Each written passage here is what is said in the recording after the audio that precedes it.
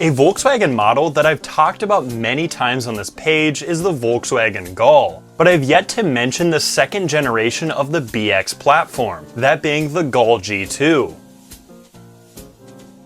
After the final version of the Gol G1 released in 1994 going under the name Gol Copa to celebrate the FIFA World Cup, it was time to give the Gol a whole new look. Taking some inspiration from the ever-evolving Golf in other markets, VW do Brazil changed the angular boxy hatch into a rounded modernization of the platform. Though the 1995 Gol was a departure from what many people came to expect from the platform, it improved upon the underpinnings of the aging G1, which was already 14 years old by this point, giving it more interior room, comfort, as well as improving the vehicle's rigidity and performance. Now, the G1 was technically on a new platform, this being called AB9. It was essentially a modern interpretation of the popular BX platform, with the engine still mounted longitudinally, a staple of Brazilian Volkswagens. Another VW signature was the AP engine, that had become an unbeatable motor setup that people still continue to tune to this day.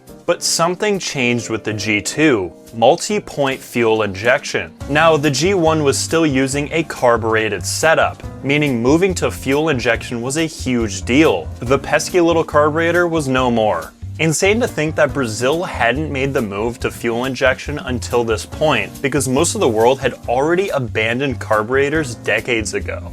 Going with fuel injection was a huge move for VW do Brazil, but that wasn't the biggest change. For the 1997 Gol GTI, VW did the unthinkable and imported a German engine. A country that was anti-imports for decades finally allowed it to happen. The change in government helped with this quite a bit, and VW was quick to notice this. So the German engine they imported was a 2.0-liter 16-valve commonly seen in the Mark III Golf. This meant more performance for the Gol and a boost to the platform as a whole. The Gol G1 had three other vehicles on its platform, the Voyage, Severo, and Parati. For the G2, only the Severo and Parati were updated, giving both of them a modern treatment. I think they look great, by the way.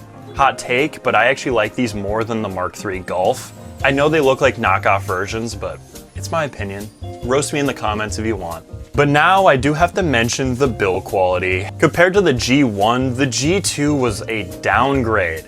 Body panel issues, plastic problems, and just overall build quality all suffering at the hands of production. This was thankfully improved upon with the two facelifts that we will cover in part 2, so make sure to like and follow to stay tuned for that video.